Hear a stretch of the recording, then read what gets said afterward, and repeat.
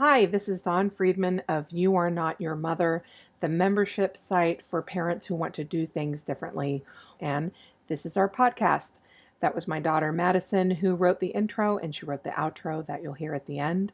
The You Are Not Your Mother membership brings together my work as a clinical counselor with specialized training in maternal mental health and infant toddler mental health to a community for parents who are working to break family patterns of dysfunction in their own parenting. This month, our theme in the membership is patterns, and I am interviewing Macall Gordon, who is a sleep coach out in Seattle. Macall has a BS in human biology from Stanford and a master's degree in applied psychology with an emphasis in infant mental health from Antioch University in Seattle, and she's also a senior lecturer there in the counseling psych department.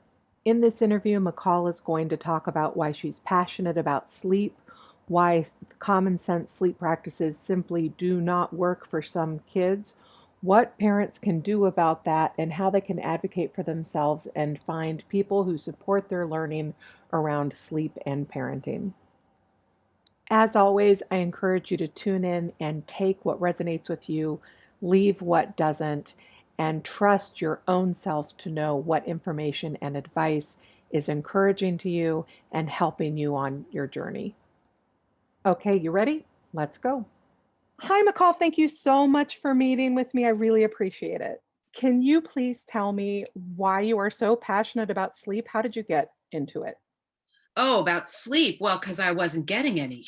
Like, I wasn't getting any when my children were small. My daughter, she's now 26, so it was a while ago. And it was extremely long, hard natural labor. Then she had colic, and I was really thrown for a loop with early parenting. She just wasn't, it just wasn't going the way the book said. I also knew at that point very early that the books weren't talking about babies like her, because she was extremely alert, extremely engaged from birth, just eyes laser focused. I just knew she just was not the baby they were talking about. And at that time, there were basically two options for sleep: cry it out or gut it out. And we were doing attachment parenting, which made a lot of sense. But even that wasn't going the way they promised, or said it might. We actually went and met with Dr. Sears because we were like, what the what? Help, please. And that's right when he was writing the Fussy Baby book. So that wasn't even out yet. And he actually asked me to contribute anecdotes or stories and to the book. So a lot of those that are in there are me from my experience trying to navigate this very intense alert on child. So magazines were the big deal. Parents and American Baby and all those things that were in the pediatricians' offices. And I remember looking at them, and there'd be an article on the importance of responsiveness, because remember, early 90s was that whole new critical period of brain development time.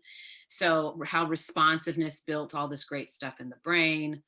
And then the very next article would be on how you had to let your baby cry it out for sleep.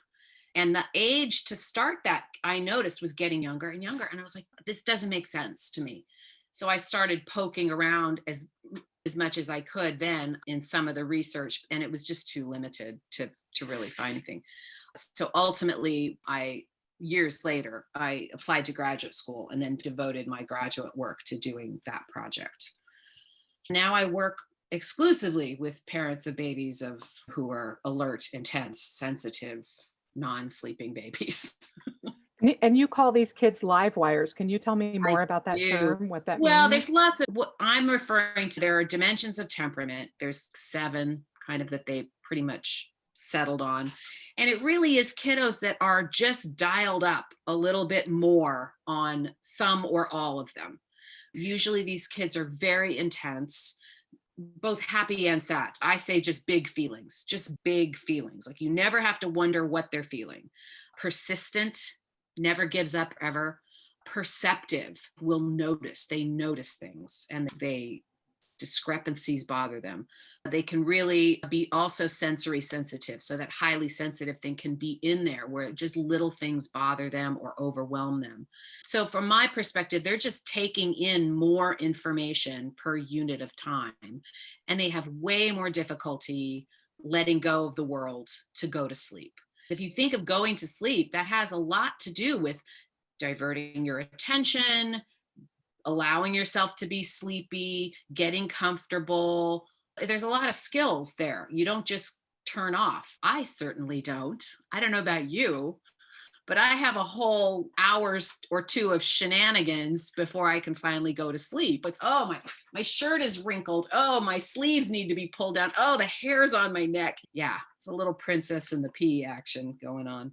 But babies have the same thing. Sleepers are just wired to sleep. They can just turn off and they're like, yeah, I'm okay. And they just go to sleep. These more sensitive ones, that's just not the case. They just don't. What kind of common sense wisdom does not work for these kids? Oh God, crying it out doesn't usually work because these kids do need a lot more help calming down. And I should also say, it's not that it just doesn't work for the kids, it really doesn't work for the parents. There's a discrepancy between what the books say about sleep, right? The books will say the first night will be horrible. Your baby might cry for 30 minutes, but the next night will be worlds better. That's one way of selling it to parents. Hey, it's going to be bad the first night or two, but that's all. And these parents, it is not that at all. It's hours of crying, many days in a row. These babies might cry till they throw up or lose their voice. It's awful. And that's a whole different ball game to ask parents to sign up for that. And it's often not 2 or 3 nights. It's often weeks, maybe without improvement. So anyway, that kind of doesn't work.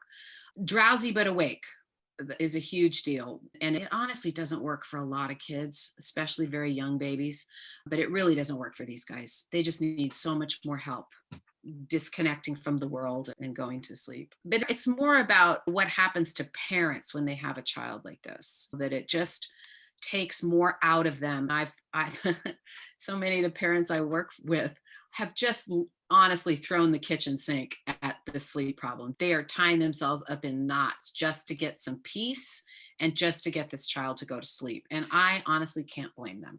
The advice that's out there really makes them feel bad about it and makes it feel like they're weak. They're just caving.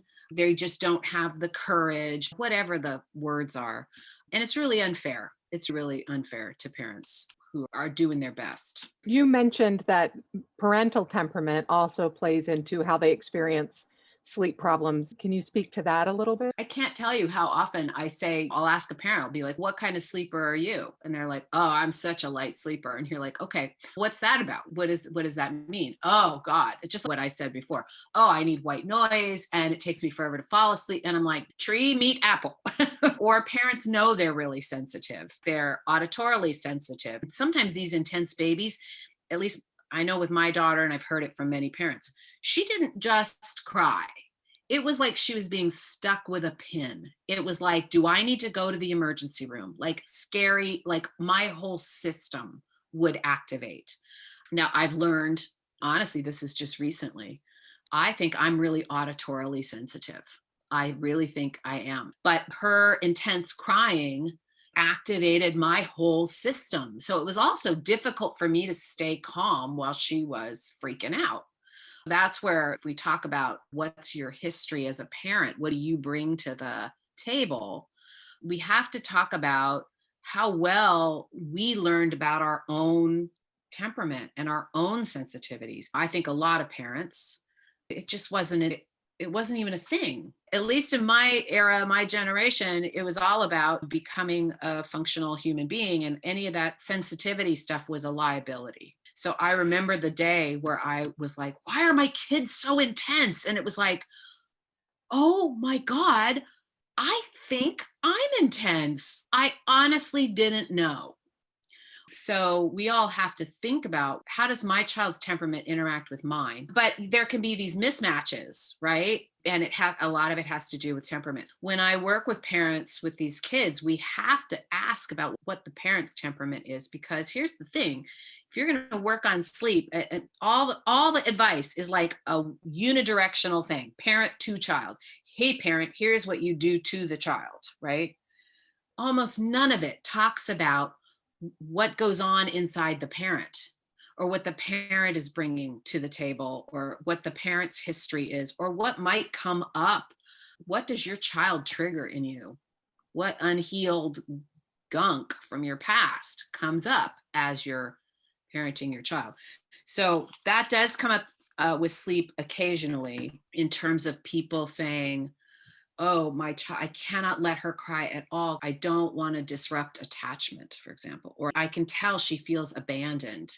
And I'm not a clinician, so I can't totally go there with people, but you want to say, let's think about what's coming up for you when you hear your child crying like that. What does the research actually say about crying it out? Do you have another 2 hours? So there's a lot, and I'll try to pick and choose. So I look at the research, and then I also look at what parents are being told to do. Almost all the advice suggests starting crying it out. And honestly, about 98% of the books that are out there are going to look like they're not crying it out, but they essentially are, just different versions of it. I've seen so many books where I open up and I'm like, oh, this is good. Oh, I like that. Oh, there it is. There it is. And again, I really want to emphasize to anybody listening, I am not across the board against using Ferber, any of that stuff. It works fine for many kids, and it's low stress for people. If it works for you quickly and pretty easily, or if you're in a context where you have no choice and you have to get this child sleeping quickly, you do what you have to do, 100%. My issue with it is that it's phrased as the only option appropriate for every single family and every single baby. And that is absolutely not true. That's what I have a problem with. So you get people using it who don't feel good about it. It doesn't work for their kid, and they don't feel like they have any other options. It's being recommended on babies that are just too young. Most of it says to start by 3 or 4 months, and there's really no research on using it in babies under 6 months. And there's also no evidence and no research on the benefit of starting early rather than later. People say that if you start at 3 or 4 months, it's going to be easier, and there's no evidence of that at all. In fact, if you wait till the child has a few more self-regulation skills, if you think about what it takes to actually self-calm, they need visual skills, motor skills, attentional skills, cognitive skills. There's a lot that has to happen. We don't really know what is happening if a baby, a 2-month-old, for example, cries and cries and then goes to sleep. We really don't know what that's about. To say it's self-soothing is a bit of a myth, because that baby hasn't self-soothed. They've just stopped crying. And I do know there's at least 2 or 3 outlets right now. There's a pediatric practice and a book series that recommend strict crying it out, meaning put the baby in bed and don't go back until morning, starting at 8 weeks. Now, does it mean if a parent, once again, if you did it and it worked for you and everything's cool, like seriously. But again, it's that sort of overarching, like, this is totally safe for every single family and every single child. And that has not really been investigated. I would suggest for these intense alert kids, it's another question, right? It's a different question. There are not a lot of different methods. There aren't. It's only one. There's only one method, and that's changing the child's go-to sleep pattern. And you can do it really slowly, you can do it really fast, but it's all on one continuum. Do you have thoughts about co-sleeping? I think co-sleeping is fine. I did it with my kids, except my son was such a light sleeper. I think he and I, and this is before white noise, thank God for white noise. I think we were waking each other up. He would wake up about every 45 minutes, and then it would take me 20 minutes to get back to sleep. It was bad. So I think he would have slept better in his own space, even in his own space next to the bed. But co-sleeping, I will just say what the pitfalls are, because there are some in terms of just getting better sleep. I often tell parents, especially when the child is getting to be mobile, to at least work with a crib or a pack and play so you have a safe place to put them either for naps or for that 7 to 10 p.m. range. I have a lot of moms going to bed at 7 because the baby goes to bed at 7, and that's no fun either. So it's good to just practice with the separate space so that you have a safe place for them to be and you don't have to actually be there. That's one. And then two, it can be trickier when mom is nursing and it's the time that she's like wants to cut down nursing. That can be not impossible, just tricky because you're right there. So usually the approach I use for sleep is a gradual fading down of what you do, and you gradually move away. If the baby's in a crib, you gradually move away. That's the sleep lady method. It's also called parental fading in the research. It's hard to do when the baby's right there. You can't move away, right? You're just right there. So again, it's not impossible, it's just tricky. So I think there's no innate good or bad in any of the approaches. It's just what are the pros and cons for each individual kid.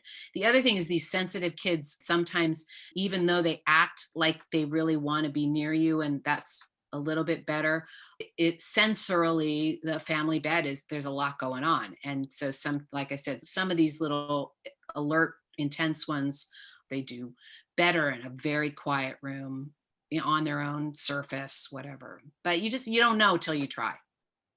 So it sounds like you are very flexible in your thinking. You're meeting the family where they're at, where the child's I at. have to, at least because I specialize in working with these kids, with the alert, intense ones, we have to take parents' bandwidth into consideration. Again, this is that bi-directional nature of parenting, right? It's not just the parent dispensing parenting behavior to a child. It impacts the parent, and the child's response impacts the parent as well. It goes in two directions. Parent influences the child, but the child really influences the parent. I have this analogy. So let me preface it by saying I've never been in a batting cage before, but it's what I imagine it to be like. So I came into parenting before having a child thinking, okay, I'm going to read all this stuff and I'm really going to have this intentional approach. I know what I want to communicate to my child. I know the philosophy I'm going to use. I'm going to get in that parenting batting cage, and I'm going to line up the bat. I'm going to hold it just right. And I'm going to do all the right stuff. And then the balls started getting shot out of that machine faster and faster, so that not only could I not swing, all I was doing was keeping myself from getting beamed in the head by a ball. Like I couldn't even line up a hit. And that's what it felt like. I had how I thought I was going to be. And then I was met with my children, and that all really changed. I have to take the parents into consideration, because a lot of times by the time they get to me, they are so ground down to a powder that they just almost can't maneuver. They're so tired that to say, hey, it's going to get worse before it gets better, they can't do worse. They're so tired, they can't do worse. So sometimes we have to do some preliminary steps just to, I say, to take the pot off the boil, to get the tension and conflict and frustration level down. And then we maybe can work a little bit on changing the sleep patterns. But you have to take a parent into consideration, because they're the ones doing it. I'm not there doing it. And that's the other piece, is that none of the advice really does. A lot of the advice just talks parents into doing something. There's a lot of, they call it cognitive restructuring. There's a lot of that about, here's why you should do this, and here's why it's so much better than not doing anything, and here's why you shouldn't feel bad about doing it. And I'm like, why do we have to try this hard to talk parents into something? Shouldn't we have options that make sense to them from the get-go? So that's another kind of one of my sort of crusades, is like, parents deserve options that make sense to them. So what does an intake with you look like? I should just preface this by saying I was trained by Kim West, who's wrote the book Good Night, Sleep Tight. And I went with her because she's a licensed social worker. And so she really has a systemic view of sleep, which I really appreciated. It's not just behavioral. You don't just go in and tackle behavior. So we ask a lot of questions about how was the birth? How did that happen? Baby born full term? Were there any problems? We rule out medical issues because there are several of those that I see all the time that have not gotten picked up by a pediatrician. Where does the baby sleep? What do you want to happen? What is happening? And then I ask questions about everybody's temperament. So I asked about the child's temperament as well as both parents. I have people list their fatigue, their kind of level of worry, whether they're having any kind of scary thoughts. And then I look at the easy stuff to shift with a family, which usually is naps, making sure the child's getting enough naps at the right times. And then we talk about shifting bedtime. But especially with really tired parents, we do it in chunks because sometimes they just can't do it all at once. So we can even break it down into, okay, let's just do this one thing. And I think for most parents, telling them what they don't have to worry about is the best thing ever. So for most parents, we say under 6 months, do what works. Feed to sleep, rock to sleep, hold to sleep, all fine, all fine. You can shift that later. But for now, just do what works. And then you see this anxiety just like drifting off their shoulders. It's so incredible because I think many parents actually don't want to work on sleep really early. I think they just have an innate feeling like this feels early. Or they've tried that laying the baby down drowsy but awake and it's a disaster. And they're like, oh my God, this is not what I expected. So if you say, great, hold your baby, they're like, cool, awesome. They And love and that. you work up to age 5. Yeah, but I do find that once they're like older than 4, and for some of these precocious little ones, even 4, it starts being more about worries and fears and runaway brains and less about sleep behavior. So often with those kiddos, then you're really talking more maybe having them, maybe a clinician, like a play therapist or somebody that can give the child and the parents some strategies to help them manage their runaway brain. That really, so like I said, I would work with kids that old, but so often I end up referring out because they're just smart little cookies and their brains are running away with them. So, speaking of anxiety, I find that the parents' anxiety often gets in their way of their decision making. They just feel frozen in place. Oh, and it's not their fault. It's not their fault. Often people say, oh, parents are just, you didn't say this, I'm saying that advice will say, oh, parents are just needlessly anxious, or parents are just anxious, so they just can't listen to their kid cry. It's like really pejorative and it drives me crazy. Of course, they're anxious because all the advice makes them seem like they're screwing up. Parents really feel like if they make one false move, everything is toast. You just lost it. I have calls from parents of 4-week-old babies, and they preface it by saying, I know we have a lot of sleep crutches and we're doing bad habits. I still nurse her to sleep. And it's, you have a 4-week-old baby, of course. But they really feel like they've already screwed it up. And I think that advice does not give parents the license to experiment, to take their time, to learn about their baby, to learn about themselves, to see what they know, to validate what they know. And I don't know, maybe you don't sell books if you do that, but I think parents really feel like if they do something and it doesn't work, that it's their fault. They did something wrong, rather than this just isn't right for my child. They're like, what did I do wrong? Because the book says if I do this, then X, Y, or Z will happen. And when X, Y, or Z doesn't happen, the finger is pointed directly back at the parents. And that comes from research as well. There's several studies that are like, well, this only worked for 50% of the families, but that other 50%, they didn't implement the strategy correctly, or there were other issues like parental depression or marital conflict. And you're like, or maybe it just didn't work for them. Maybe it's the intervention's fault, possibly.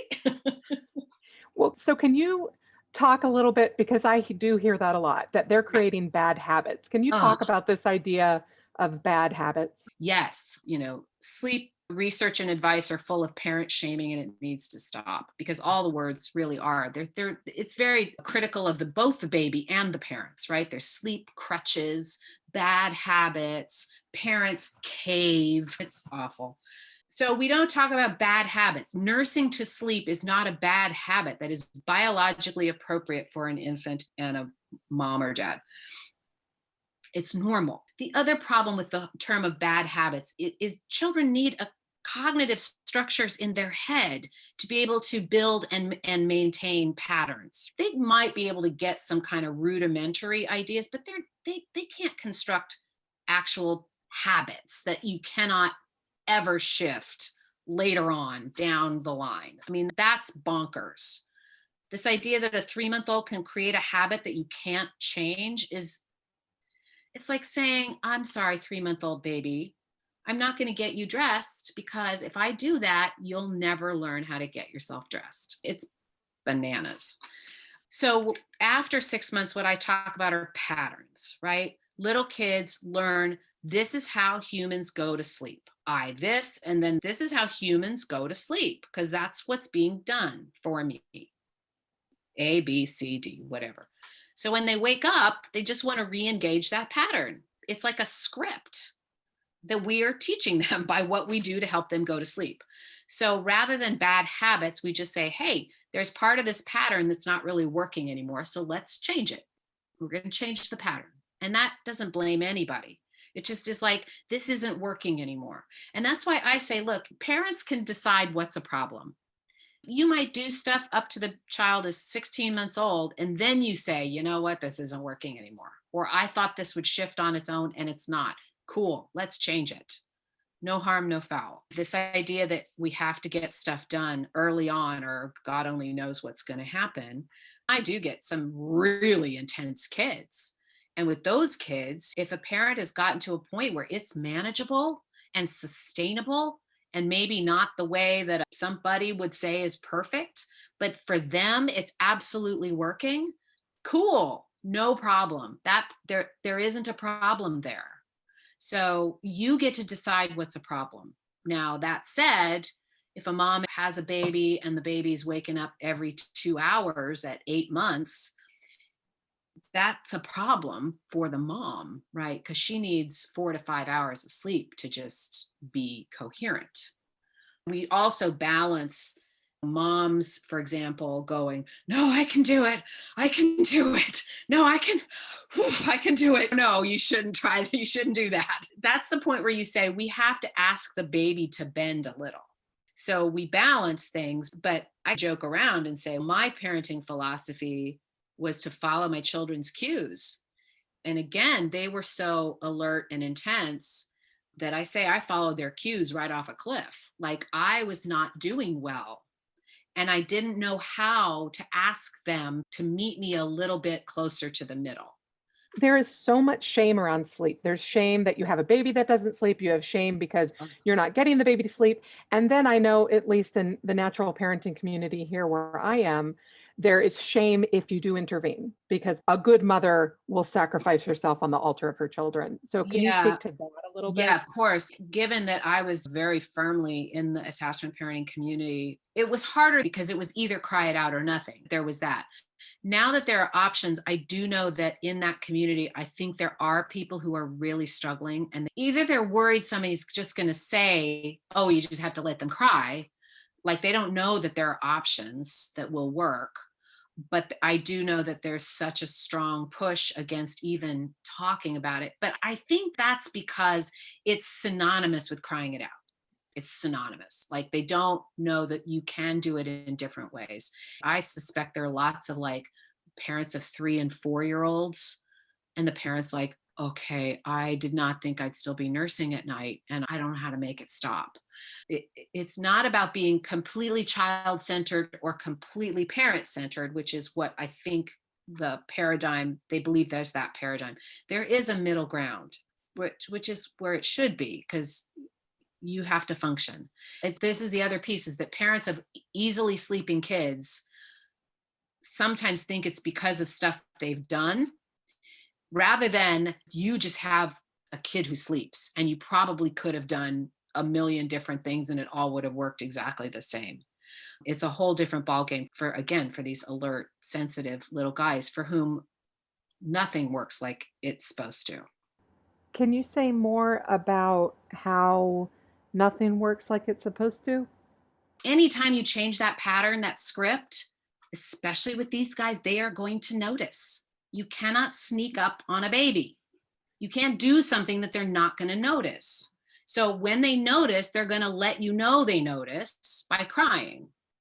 If you're standing right there, they're not feeling abandoned. They're just like, what the heck is going on? I don't understand this. What are you doing? What are you expecting me to do? I don't know what I'm supposed to do. So you're standing there helping them potentially. If they really get freaked out, pick them up, calm them down, but you have to put them back, because there's no way to change a pattern but to change a pattern. There's literally no way to do it. I tell parents, like, we can't do this in a way that they're not going to notice. How does a parent know if they have one of these live wire kids? Oh my God, you just know. I did a really large scale parent survey and I had a couple of questions. I had a lot of questions actually. So I got 850 returned surveys, which is a ton. I just did all kinds of parents, not just alert ones. So the research really calls these kids difficult, which I also hate. And they've correlated a difficult temperament to all kinds of horrible, bad outcomes. Drives me bonkers. From my perspective, I feel like they're not looking for positive stuff that's also in there. So all the stuff I've been talking about, alertness, sensitivity, extroversion, like there's lots of stuff in there that definitely has a challenging side, but also has phenomenal strengths. So my two alert, intense, non-sleeping children are now young adults. My daughter, who had colic and never slept, they're both intense, amazing human beings. I think these little guys, there's huge strengths that kind of masquerade as being difficult. Like, you want your 14-year-old daughter to be persistent. You really do. You want your 21-year-old son to have a sense of himself and to stand up for himself or whatever. You want those characteristics. In little tiny bodies, it can be really inconvenient. So the purpose of the survey was to say, hey, I wonder if there are strengths that the research has overlooked. So that was one question. The second part was to validate some anecdotal stuff that I've heard before about these kids with temperaments.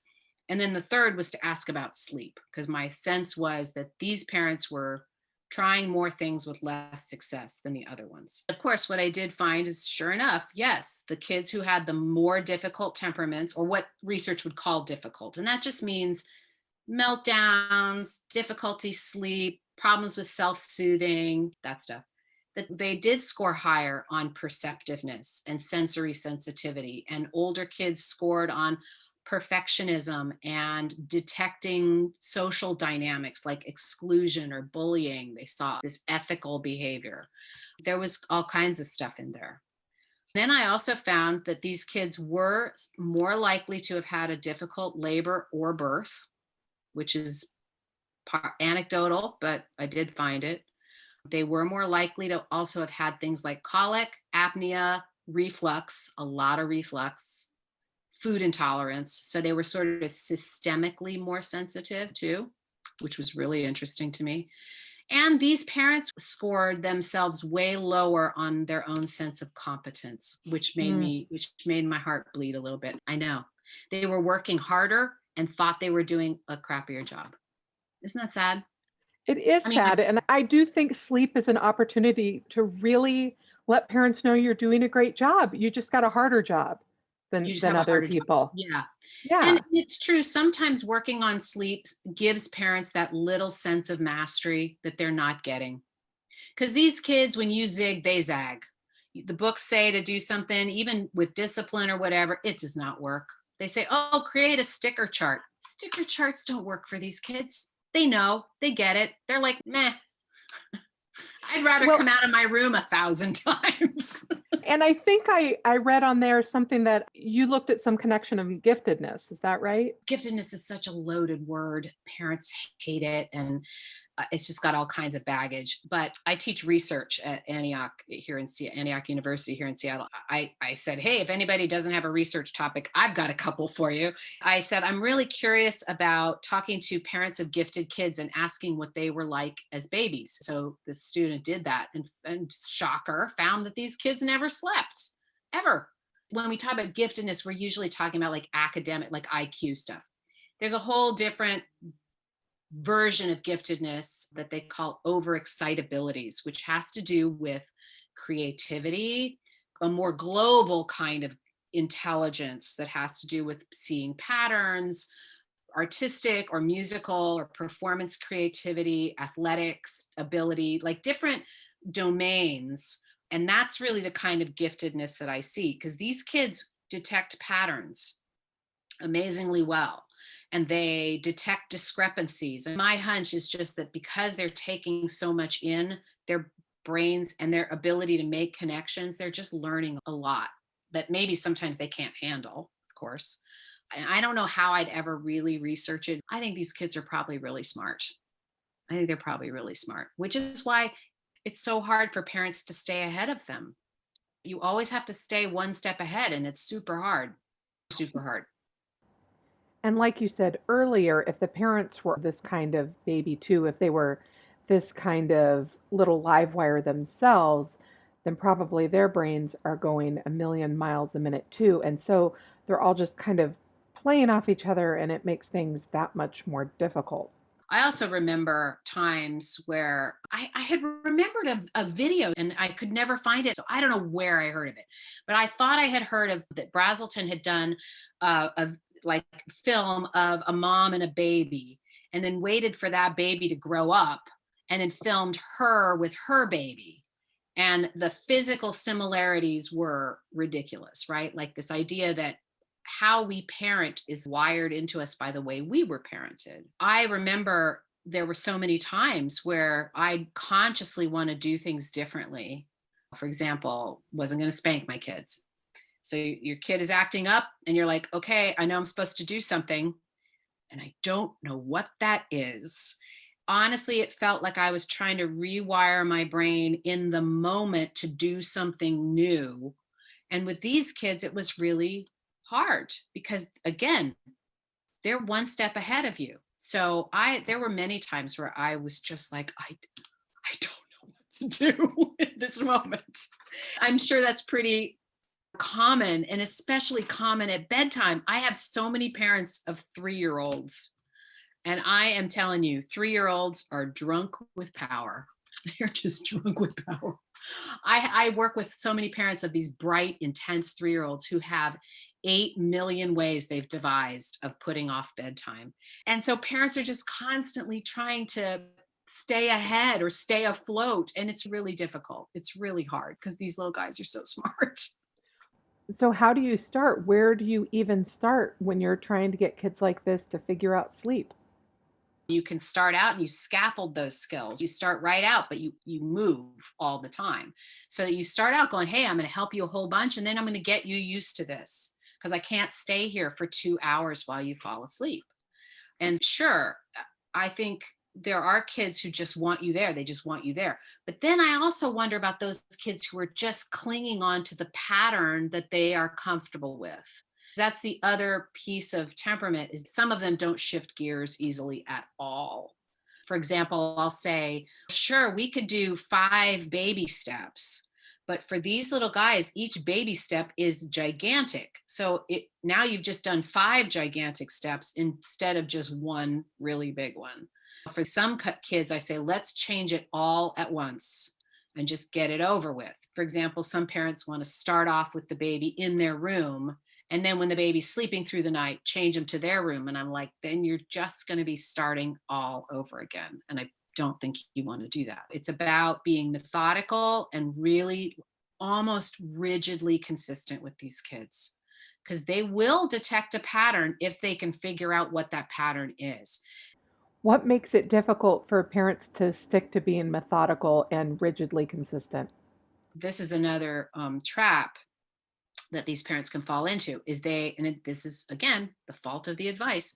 So parent will say, okay, I'm going to do X, and the first night it's a rodeo, like horrible. I just tell parents it's going to be awful, no question. It's going to look like it's not working. Don't even expect it to look like it's working. But on their own, they try it one night and they go, oh my god, that was an hour and a half of screaming. I am not doing that again.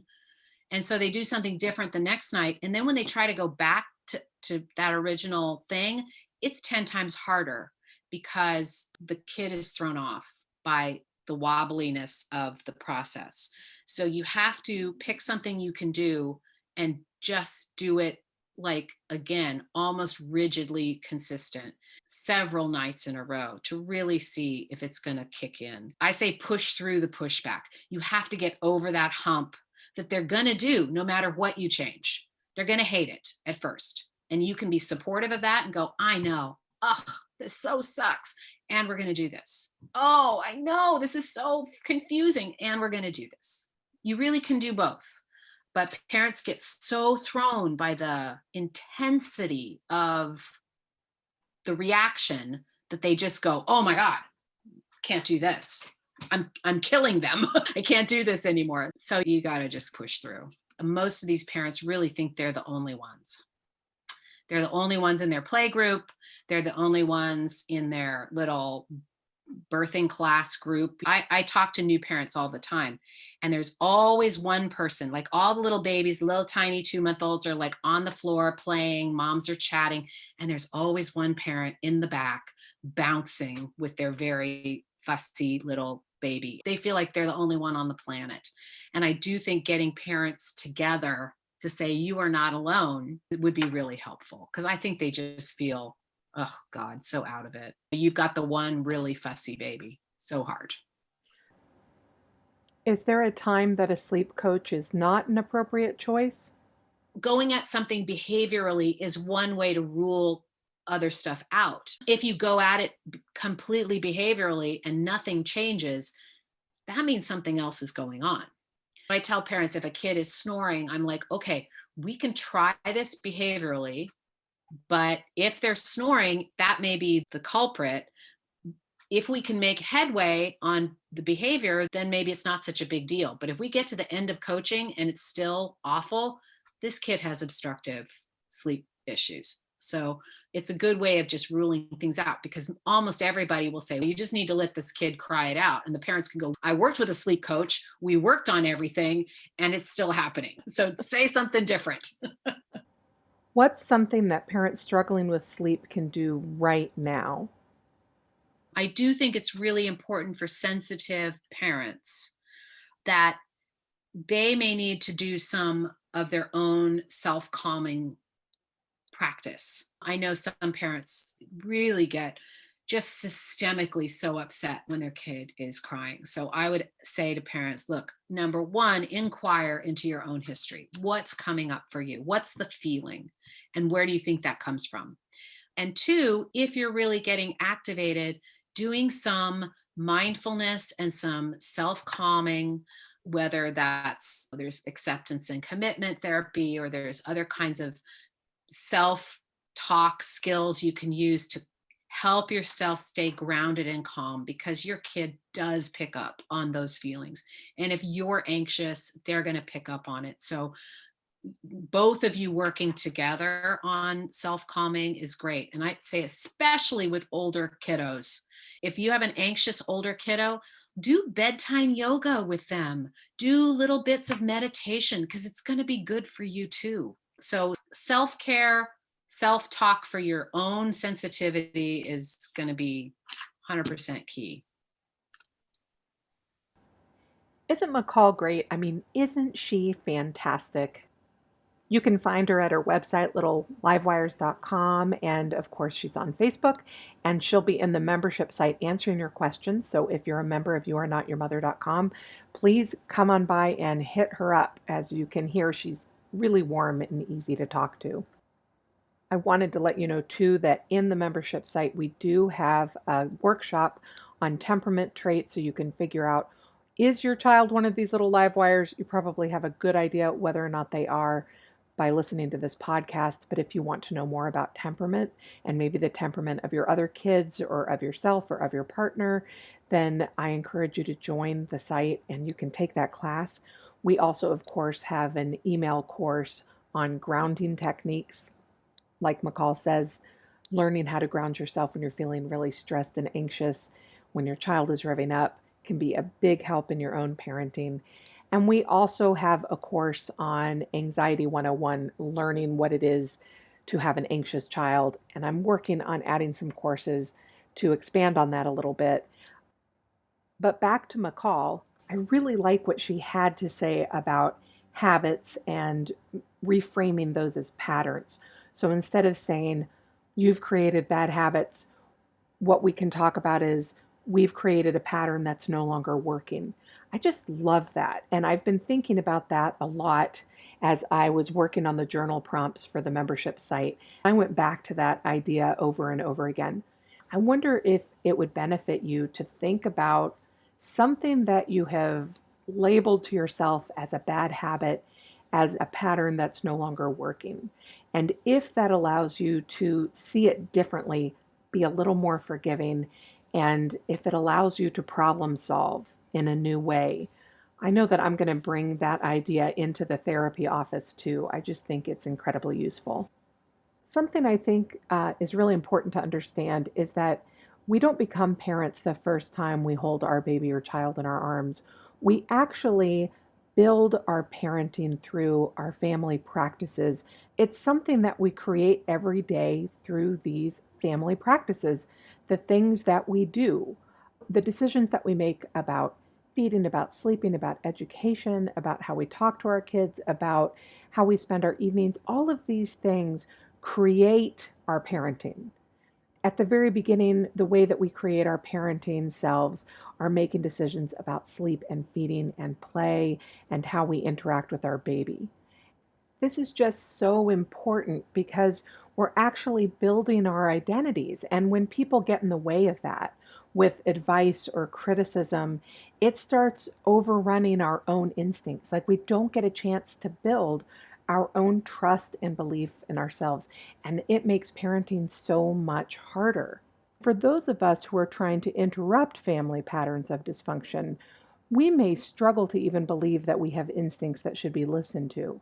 It's even more important that we connect with people who are going to support us in our own discovery. This is why I feel cautious about some sleep coaches and lots of parenting books and some therapists, even. If any of us in the expert, I'm using air quotes here, expert field, think that we always know better than our clients, then I think we're in the wrong business, because really our job is to listen to the client, share what information that we have, what the research has to say, and then help the client to connect to what they need and what their baby needs. This is challenging stuff. And if you listen to last week's episode where I was talking about presence, this is what I'm talking about here. Parenting advice that doesn't first focus in on you and your child and what you want and what you define as a problem and what your goals are is not going to be good advice. In order to help you become the parent that you are meant to be and that your child needs, that expert needs to take a back seat to you and your kid. You can hear that in Macall where she's saying, this might not even be a problem. You get to decide if it's a problem, because a whole lot of people are going to ask, is that baby sleeping through the night yet? Is that baby still in your bed? Are you still rocking that baby to sleep? And none of that matters unless you have a problem with it.